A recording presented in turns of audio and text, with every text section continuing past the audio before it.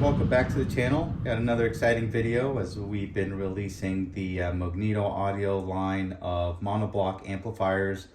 Today we have the MA5000.1D. This is the Moegneto Audio 5000 watt RMS Class D monoblock amplifier. So what this is rated for is over 5,000 watts RMS at 1 ohm loads. It's capable of doing full range, but recommended for subwoofer applications. Obviously you have the flexibility to do mid ranges, highs, but certainly excels at subwoofer operation just due to some of the improvements we've made from the previous generation of these amplifiers.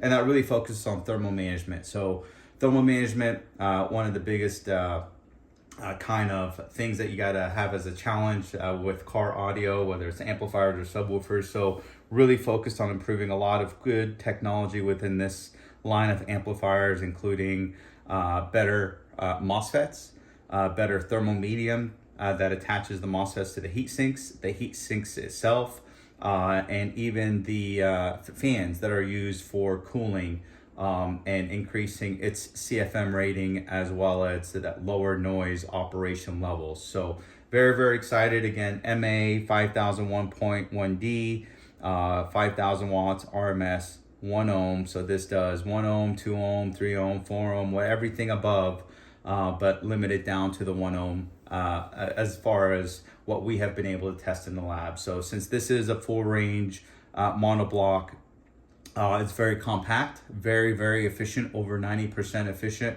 in regards to nominal operation.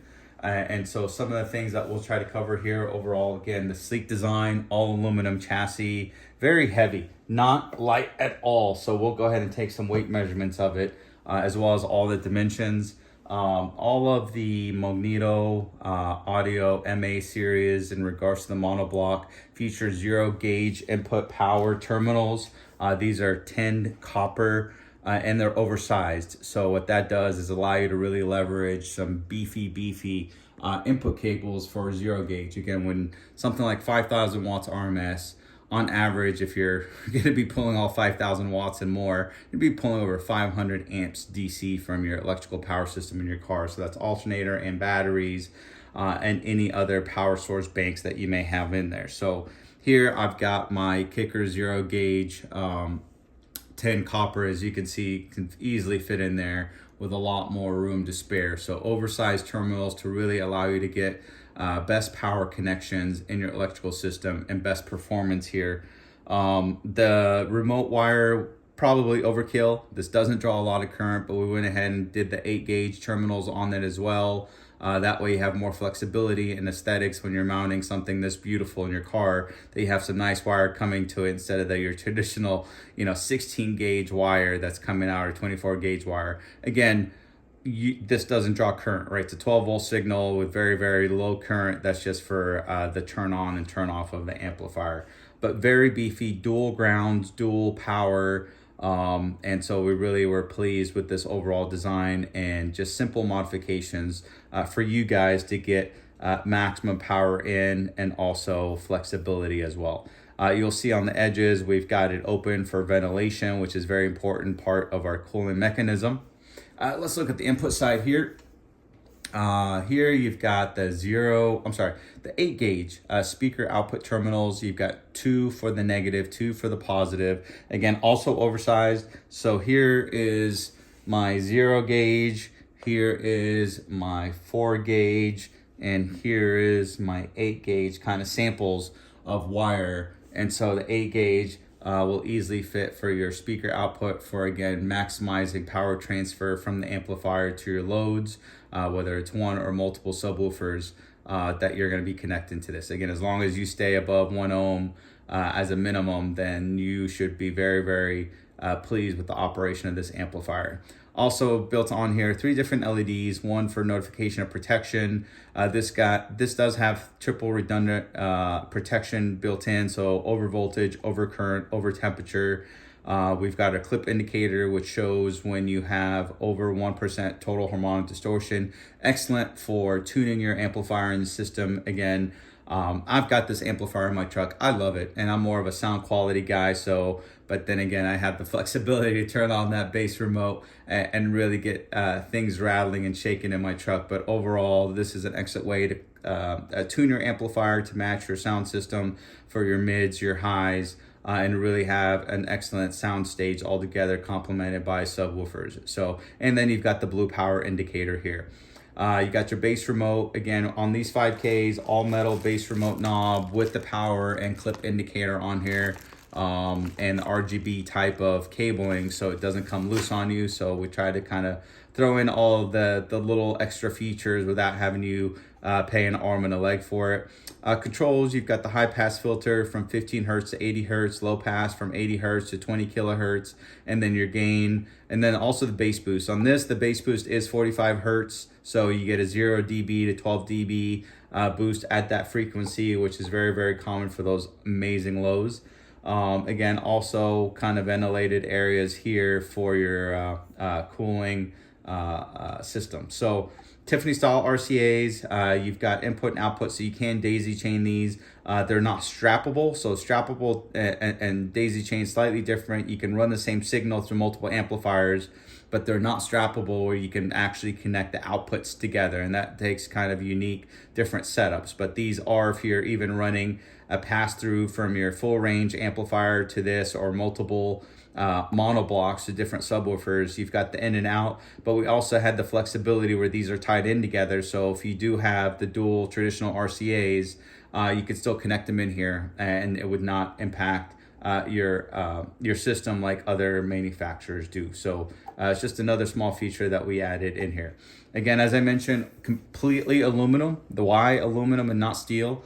It's an excellent conductor. It's an excellent conductor in regards to getting heat out. So when that heat hits the heavy chassis that you see in the heat sink, you're able to kind of remove that heat a lot faster than you would with steel. Neodymium magnet, again, doesn't stick unless it's on the bottom. It's all about the heat sink here, which it doesn't stick, right? So the heat sinks are all on the back, so that's where the MOSFETs are going to be mounted to, an excellent heat conducting source to be able to remove heat here. On the back side, you've got the dual fans. These are active smart fans in regards to really turning on at various RPM levels based on what kind of current you're pulling. So if you're pulling a lot of current, they're probably going to be closer to maximum operation. If you're doing nominal low, it's going to be mid, and if you're not, sometimes they will stay on, but very, very low RPM, just to kind of do some air agitation and have some forced convection over those MOSFETs. So very small feature that we added, but very important feature that will help with the longevity and overall performance. Let's get some dimensions on here. I mentioned the oversized 0 gauge input terminals and the 8 gauge for the output terminals. So again, small things that really matter at the end of the day when you're trying to optimize the performance of your electrical power system and your amplifier subwoofer mixture. So here, overall from end to end, you're talking about 10.5 inches. When you include the feet, you're slightly around 11.5 inches, right? And so the feet protrude on the outside. Overall width, so let's see. Make sure I still got good. There you go. Overall width, you're talking about 8 1/4 inch, and then overall height will be very consistent with the entire line of the monoblock series amplifiers, less than 3 inches there. So we try to kind of standardize it again for machining purposes and just modularity. So overall, small dimensions, very, very compact, but heavy. Full bridge topology, over 90% efficient, Infineon MOSFETs, silver-based thermal medium to help get that heat out, advanced cooling fans that have higher RPMs but lower audible operation levels, which is excellent. Bass remote with a clip indicator, power indicator, all aluminum heat sink designed for maximum heat dissipation, Tiffany style RCAs. So the features go on, and at this price point, it's just an excellent deal. So let's go ahead and let me see if I have the weight. Let's go ahead and get the weight, and then we'll go from there. All right, so let's get this weight up here.